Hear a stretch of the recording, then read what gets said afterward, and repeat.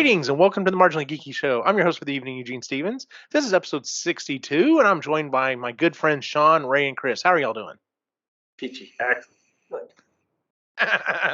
Short and sweet. If you're listening to this show, you probably listen to the rest of our shows. I know things kind of got bunched up about a month ago. Like we literally released like everything all at once on one weekend, or pretty close to it. It's that time of year. School's starting back up. Those of us who work in school districts, it's that crazy time of year. Those of us who have kids, it's a crazy time of year. It's just kind of wacky. So we're going to try to stick to the schedule. But if things get a little wonky, we will put out more content. It's just a question of when. So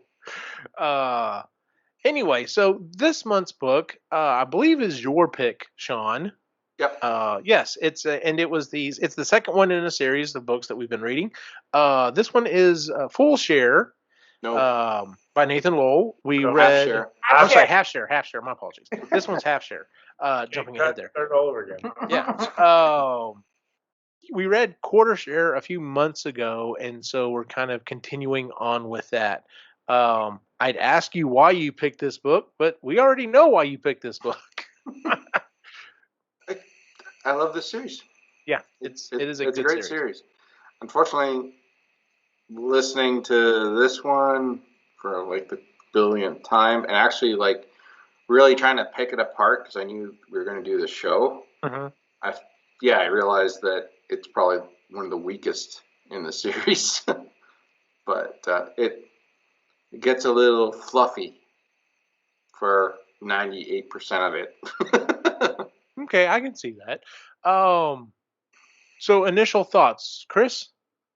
I have discovered I have a to-read max capacity for books. Like I can only reread it once, and then I start not liking it. That's what happened with Quarter Share. I'm like, ugh. I get it. It's nice. Can we just I can't anymore. It's annoying. So I think I didn't reread this one because I knew I would come in with a grumpy attitude about it, even though it's really quick. But you remember it, right? You start explaining it, and then I'll remember it. So before the show, I mentioned I was writing down like scenes. We pretty much have been introduced to most all of the characters, even in the first one.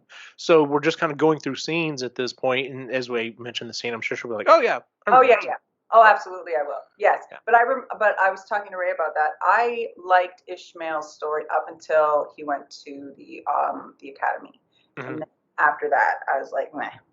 I could have just been like, that's wonderful for him, and then forget the rest. Gotcha.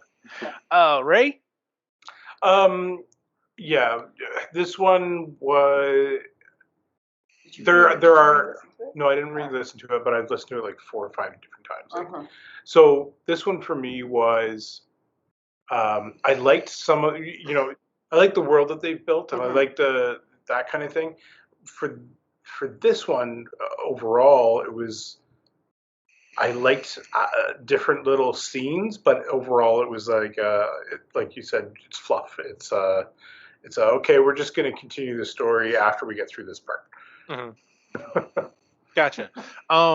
This book is the first 3 books in this series are definitely heavily connected, which is why a little foreshadowing here. Our next book is Full Share, the one that comes after this one. It's almost impossible to read these 3 like with not reading one after another. So it made sense that Ray picked Full Share as the next book. I'm still enjoying the book. I have re-listened to it multiple times, like y'all. I had to listen to it again pretty quickly within over a day or so. And it's still one of those that I can put on the background and while I'm doing other work and then kind of zone in and out and be like, oh yeah, I remember this scene. I like this scene. And, but I don't have to focus on it. I think maybe kind of interesting. I'm almost wondering if I had focused on it, like you said you did, Sean, to kind of more so pick it apart, if it would not hold up as well. I still greatly enjoy it. I don't know if it's the weakest by any means of the series, but that's neither here nor there. So anyway, but we all still look at it pretty favorably. So overall, so the book does pick up right after the first book.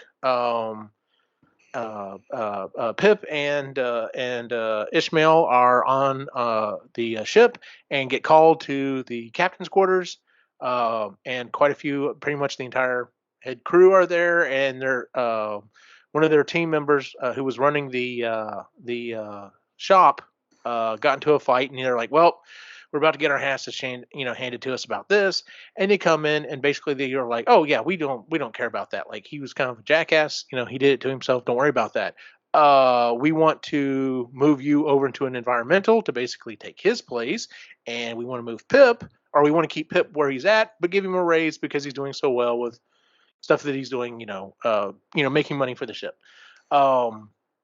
And then at that, it is pretty much. I don't remember if There's one new character who is pretty big, who's introduced, but for the most part, it's the same characters that we've previously been introduced to. We just get to know some of them a little bit better, and then it's just vignettes that kind of happen throughout the rest of the book. The one major character that we get is um, with Ishmael moving over into the environmental section, that leaves a opening in the kitchen, and they bring on a new character. Her name is Sarah Krug. Sarah Krug. Um, Sarah is very docile, very skittish, and looks like she has not been taken care of very well. We find out later in the book, uh, and I will say I am glad the way that they tell her story. It had to come about where she had to get comfortable with some of the other people, but a lot of people were like taking notice. So like, have you noticed how thin she is? She doesn't look like, he even says like her hair is kind of covering part of her face at least the first day, and it's very clearly hiding some bruises. And she ends up telling the story how her husband beat her to the point that it broke ribs, and he was a fisherman on the planet, and he went out to go fishing, and she's like, you know what, I'm done with this. So she ends up signing up on board a ship. She's never been on a ship before and didn't really know what to expect, and very quickly comes to trust Lois as the term.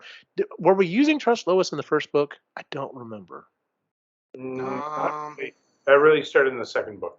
I want to say it kind of, yeah, because I think that's when because they start bringing it up. They're like, you realize you talk about this ship like it's a person, like you're not really comes crazy. Up near the end of the first book, but yeah, it solidifies in this one, and yeah, they think he's a little crazy. And I will say, I do like the fact that carries forward, including his later adventures on different boats. He starts mentioning trust the name of the boat, and they're just like, are you all there? Like, so, which is kind of fun.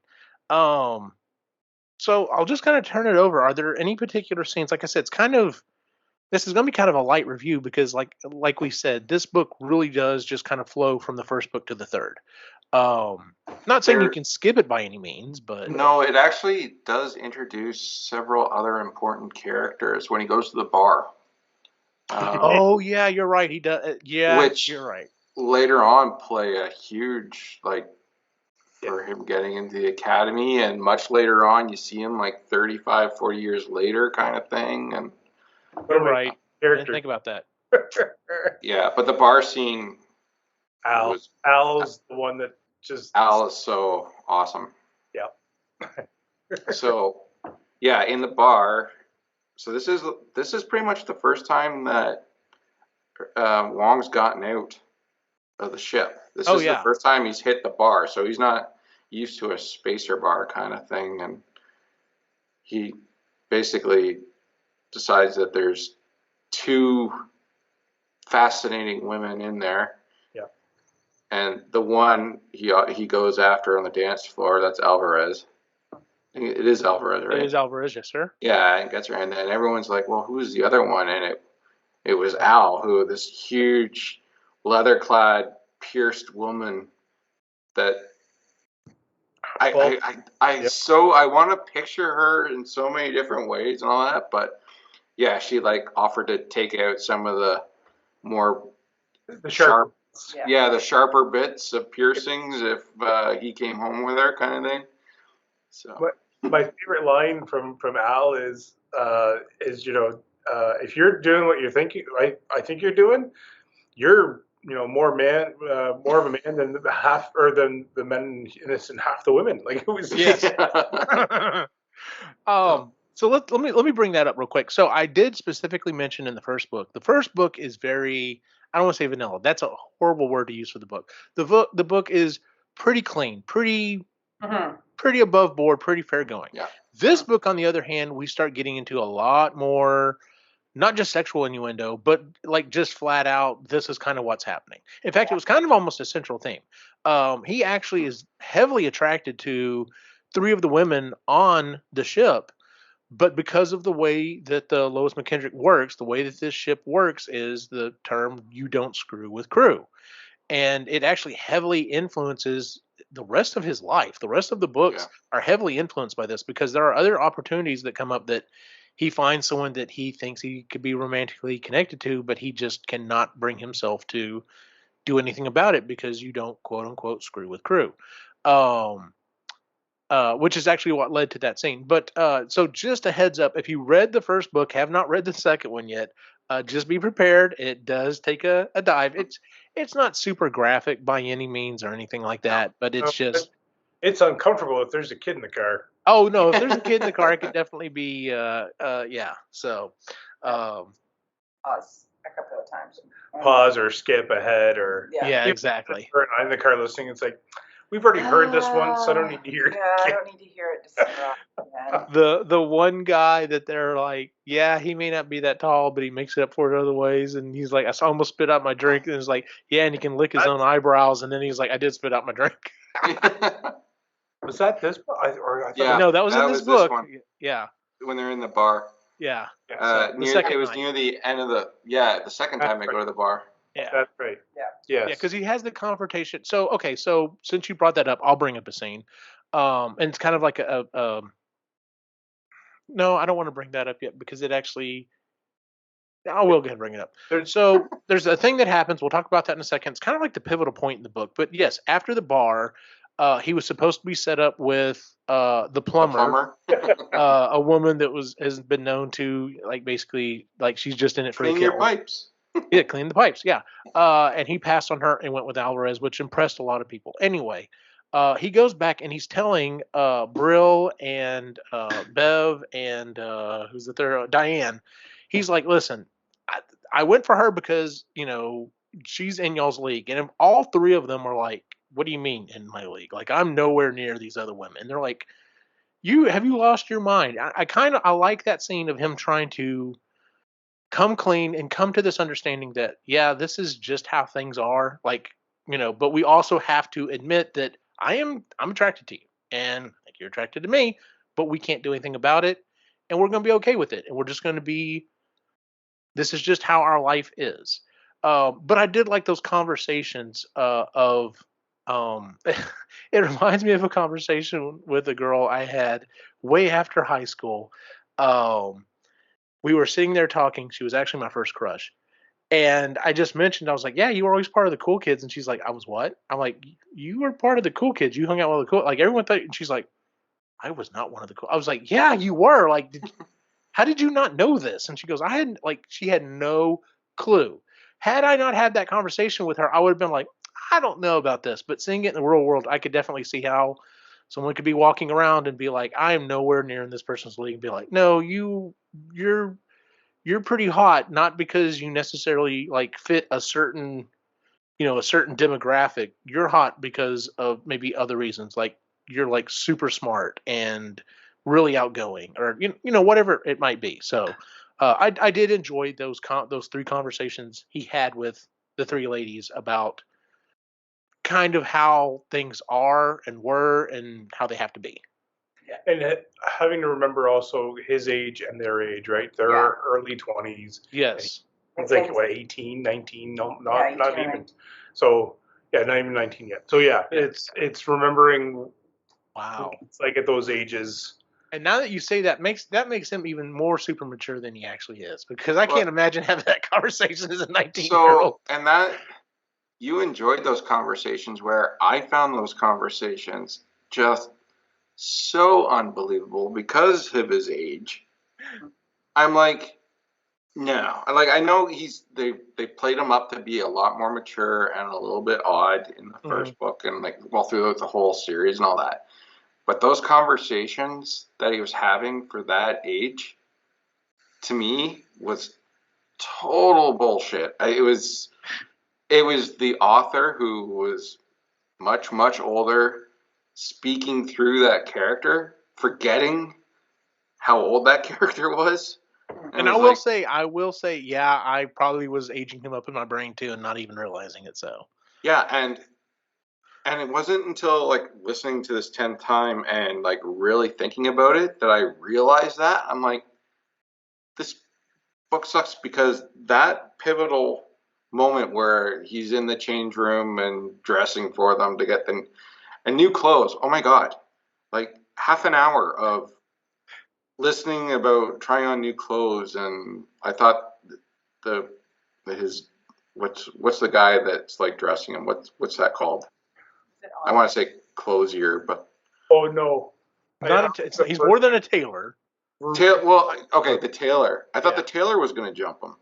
Yeah. It was like this. Oh my god! But basically, that whole conversation he's having with Bev, Diane, and Brill, and the whole quote. That's the whole thing of this book.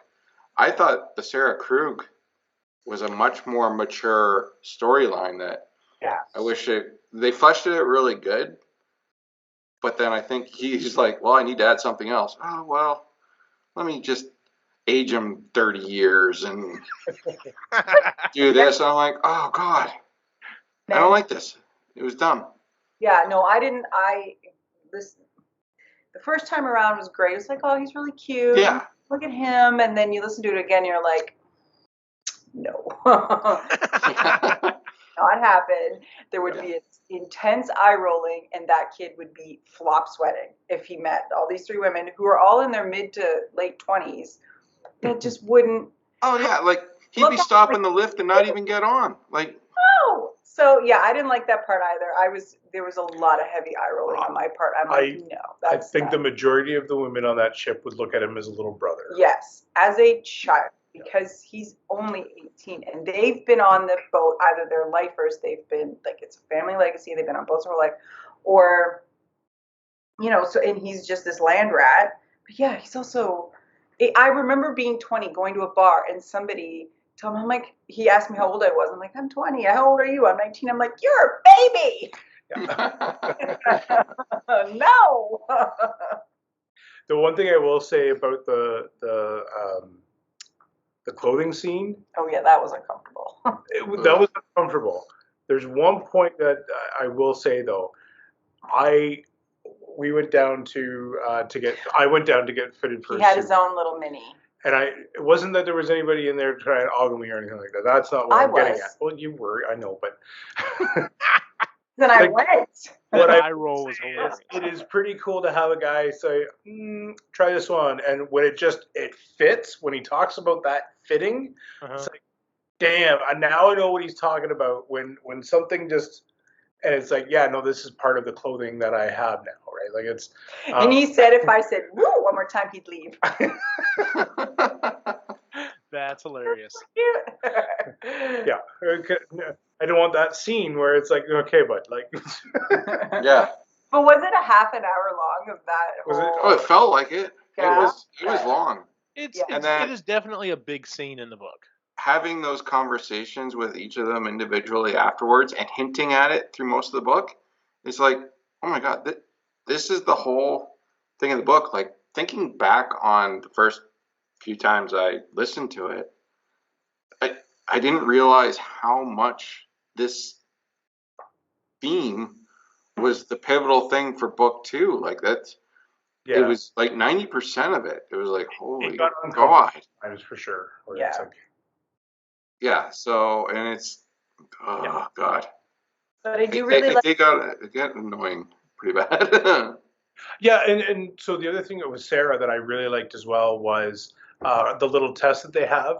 Yes. I love, well, no, not even the biscuits. This is just the cook's name. The clean cookie. Yeah. Yeah, it's like Cookie's intentionally setting it up and just to see what she would do. Yeah. and make sure that she's comfortable enough to call him out on shit. Which I liked. I was okay. Sarah's Krug was really, really well written, and now I think one of his other series is based off that world that Sarah came from. I think it's a prequel. Yeah, The Shaman. So. Yeah, I haven't read that one. No, I haven't either. I've got it, but I haven't gotten around reading. I'm kind of stuck in another series. Yeah, imagine. Is there another scene you want to bring up, either Chris or Ray? Trying to think. Me too. Well, I can throw one out there. Studies using the wrong chapter. That's the one I was thinking of. Yes, that was funny. That was very funny. I could definitely see that happening, and that kind of started. That's what kind of started leading all of this into the whole relationship stuff. Was the fact that he was teased as to, well, you were obviously playing footsies with the girl for whatever instead of studying. No wonder you didn't. And he was like, I didn't mean it that way. It was just a joke or whatever.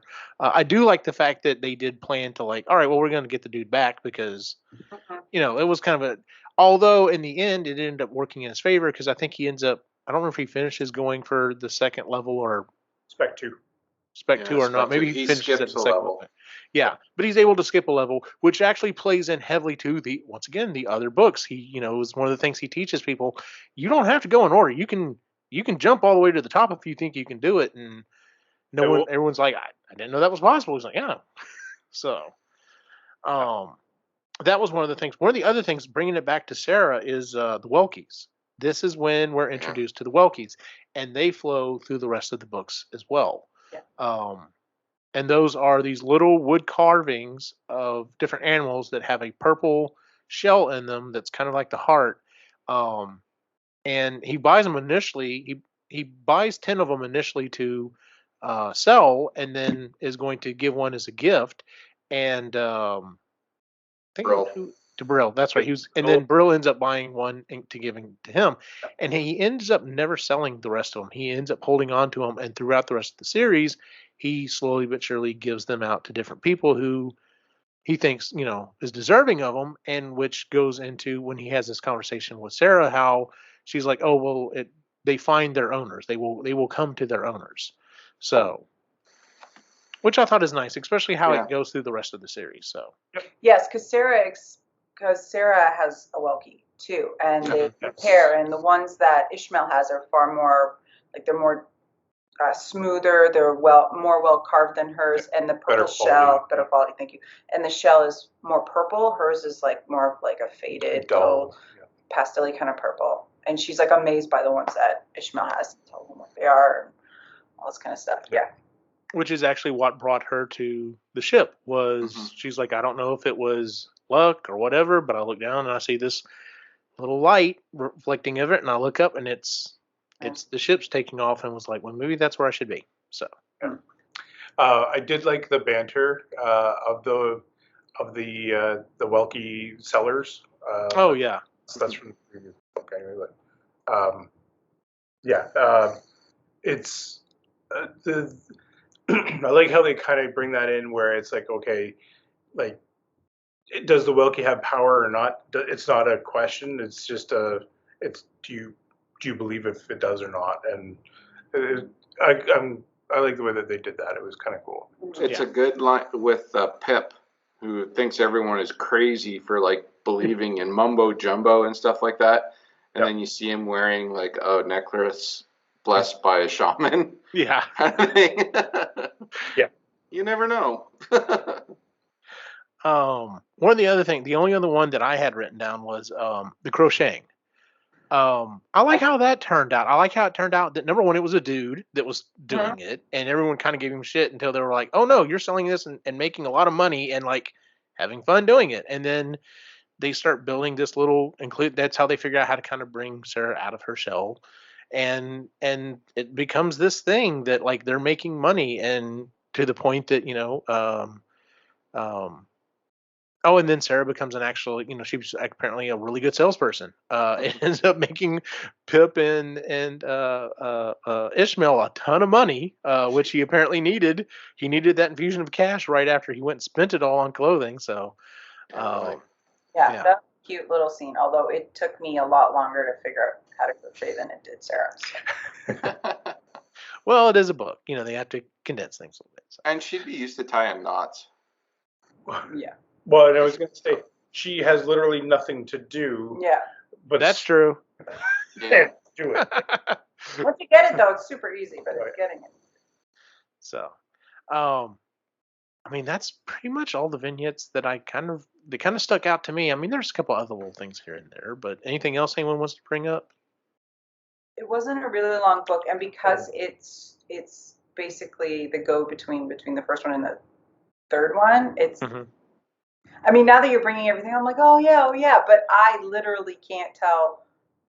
I thought it could have been from the first book. It could have been from the third book. Yeah. I have no idea, and it's because it's really short too. All those first three are really like 6 or 7 hours on an Audible. They're really short. Yeah. The one I do like was Sarah's introduction to Maxwell. That was it's kind of a rehash of his introduction to Ishmael, and he picks up right where Pip left off of like, shh, not yet, and walked down, and it was so that was kind of neat too. Other than that, yeah, was this the one where they kind of started figuring out that he's going for full share for each, like where they talk about him being on an interesting path? Yeah, they kind of hint at it. Yeah. They haven't. I don't think they've gotten to the point yet where they realize that the captain and Maxwell did the same. Yeah, they haven't brought that up yet. They haven't brought it up yet. 3. Okay. But they are like, it's mainly in the bar, I think, when they talk about what he's actually going for. Yes. It's impressing people. Yeah. So. Yeah. And it's not, he doesn't bring it up. It's like Bev and Brill and all that do that. So. I'll say this too. I do like the conversations in the ship of, hey, I heard you had a good night last night, and he's like, well, I don't want to kiss and tell. He's like, and then they brought up the whole thing that, well, Al saved your ass, and what are you talking about? Oh yeah. Yeah, some guy was coming after you, and Al kicked him underneath the table. Al's got to be one of my favorite characters, especially. Especially that scene. Oh, she is a very interesting woman, and I would drink ginger ale for her. Well, if no one has anything else to bring up, I guess we can wrap it up. Like I said, I knew it was going to be a short episode and kind of a short review because, like we've said before, it really just kind of flows. Let me ask you this: do you think? I don't know where you would break it though. Do you think this could have been broken into the other 2 books and made 2 instead of 3?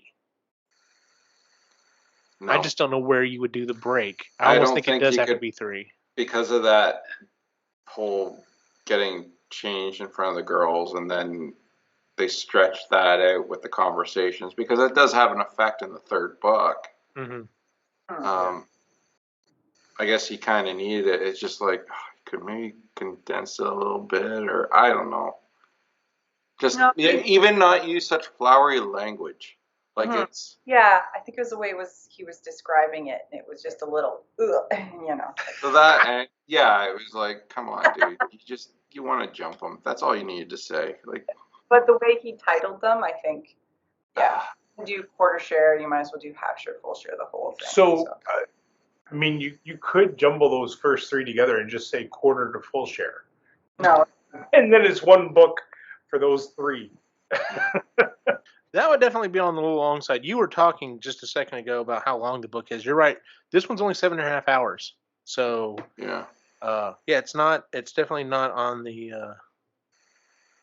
on the long side. If you add them all together, you're at like 22-ish hours, 23 hours. Yeah, that's not. Isn't that? Yeah, it wasn't until the latter books that they started getting longer. Yeah, you're right. But this was his first. I think this was his first crack at it. So. Yeah, it's good, and the way the story continues, like it flows really, really well. Yeah, it's I do like that we follow Ishmael as long as we do. Mm-hmm. Yeah. I feel like it's like the equivalent, those beach reads. What's a beach read? You could like get into while you're reading it. It's like that, the science fiction version, right? Because they're so short, and you could just like hang out and burn one in a day. There's definitely not as much. What's the term that I used for it? Not organizational. Resource management. Resource management porn. There's not as much of that in this one as Not there this is. one, no. I think in the first and third one. No. Really bad porn. So y'all were talking about how the descriptions of the clothing kind of went on, and I do agree with that. I will say though, he does have an interesting way of describing clothes and food. Like the man knows those two things. Because anytime there's a meal, it's definitely described what Cookie was making. Yeah. And sometimes I was just like, damn, that does sound good. Yeah. Well, the latter books, when they start talking about breakfast, like the bacon and eggs, and oh man, every time I listen, it's like, man, I gotta go make bacon and eggs. Yeah. So he's well versed in how to bring those two items. And you know what? He doesn't do it quite as much as he does in like the Wizard's Butler, but he does it in there as well. He definitely describes like the clothes that he's wearing, and what foods that he's making. So that style definitely is not just for this series that he's done. So, all right. Well, I guess we'll again wrap it up then. Our next book will be Full Share, so we'll be finishing off this little trilogy, as it were. That was Ray's pick. Originally, you had picked a different book and decided to switch it over. I still want to discuss the other book with you sometime. The way that's going to happen is if you listen to it. Damn it. Okay. Well, that's going to be a little while because I have to finish Expeditionary Force. So I guess let's go and move into what we've been reading, and I'll jump in first. I've been reading more Expeditionary Force. I am up to book 12 of this series. As we record this, and it's on August 3rd. In 2 days, I get 2 more credits, and I'm sure before next month, I will finish books 13 and 14, which will put me at the newest one that has come out. Still enjoying them. I would like to know if there's a definite end per se. But I'm enjoying the read through. So it's gonna be interesting whenever I decide to get around to do a second listen on these because wow. You thought the Harry Potter series or something like that was going to be, oh, that's 7 books. I got to go back to it. Yeah, that's nothing.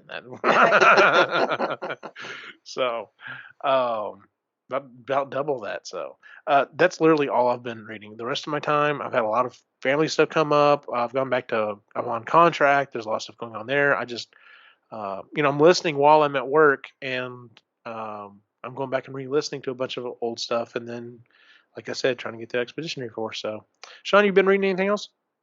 I'm still doing X-Force as well. I'm on book 11, but I also read the Maverick books that take place in between. So they're like 20 hours each. And we were talking before the show. I may have to go back and pick those up. So, yeah, they're good. They're good, and especially they'll help later on in the series as well. But yeah, I just started book 11 today. Good deal. You and I may have to talk about that sometime. Chris, you been reading anything else? Oh yeah. Oh. She goes through her list. Hang on. So I finished Name of the Wind by Patrick Rothfuss, and I am starting, which was a almost 28-hour book, which that made us, we finished out our badges on Audible because I did the Mount Everest. Nice. Because of how long it was. So then I immediately got the sequel, which is A Wise Man's Fear, and that is like 34 hours or something like that. And then promptly bought the books at Kohl's, so now I have the books. So I'm reading that one on Audible right now. Very high fantasy. It's not I wouldn't say high. Anyways, it's good. It's not Ray's cup of tea. Then we finished Goblet of Fire, and we started reading Order of the Phoenix. Yep. Then I Instagram's terrible. So there's this bookgram or book talk, and forever it's been it's called Ecotar. So A Court of Thorn and Roses, and it's everywhere. You need to read this. You need to read this. And I'm like, fine, I'll just read it. But I'm only going to get the one book because they had the box set. And I'm like, what if I don't like it? Then I only had the one, and that was it. No. Should have went for the box set. Should have went for the box set because I'm like, book. So I read A Court of Thorn and Roses. That's by Sarah J. Maas. Now I'm reading A Court of Mist and Fury, and I'm almost halfway through that one. And it is about fairies and humans and that whole conflict there. It's very interesting. It's a bit saucy. And it's interesting, but it's been keeping me up really late at night. Like, I don't think I've gone to bed before 11 in the last, 2 weeks. There's been times where I'm trying to lay, and I look over. I'm like, My the light's still on. Stairs asleep. Like I have to force myself to go to sleep because each time I'm like, okay, after this chapter I'm gonna go, and then something happens. I'm like, damn it! I might go to read more. Well, stop staying up late. They stay there. Definitely. Oh, happening. It's got my attention. Yeah, their little classes. So that's all I can do. That was it. Oh, there you go. That's What about you? What about you, Ray? I too trust the awesomeness. Nice. And I will hopefully maybe get the next book soon. Good deal. That being said, I'm starting a book called, it's by Todd Conklin, The 5 Principles of Human Performance. So in my new role, I need to understand human performance a little bit better, and I like the way that Todd Conklin goes about it. He's really trying to change all industries' view on safety and be like, why are we blaming humans for being humans? Like, this is ridiculous. You need to make sure that if or when we do fail, we fail in a safe state. So it's kind of cool that there's a lot of companies really picking that up. And so yeah, if you get a chance, or if you are interested in the way that humans do things, Todd Conklin's definitely a guy to listen to.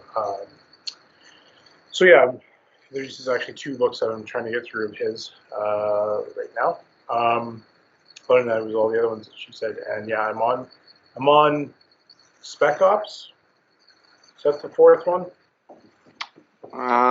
Black Ops is 4. Black Ops. So I'm on Black Ops. Quinn's finished up Spec Ops. Finishing Spec Ops. Yeah. That's the 2nd one.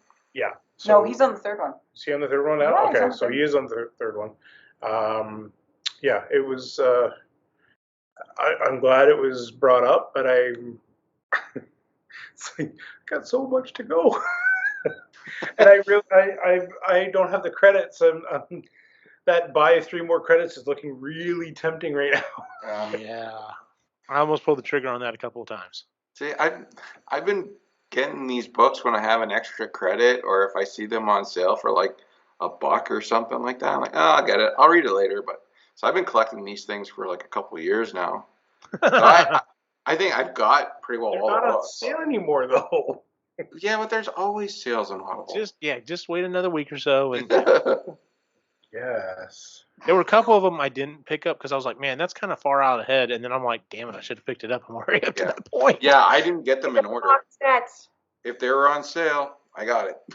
Gotcha.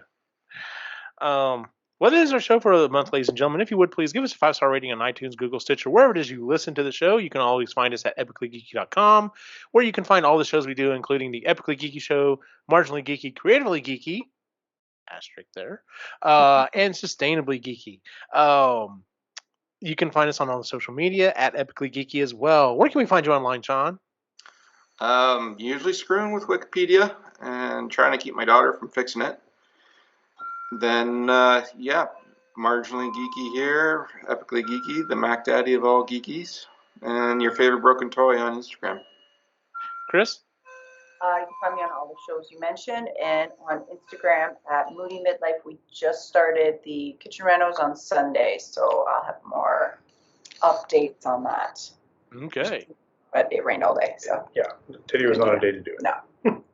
What about you, Ray? Usually trying to mess with Sean's entries on. It's fun. Other than that, the Reluctant Yeti on Instagram. I hardly ever post. I'm on there for my own entertainment, not for yours. Yeah, nice. That's actually well put. And as always, you can find my individual wacky adventure online at Optimus Chain on Facebook, Instagram, and Twitter. For everyone on the site, have a good night.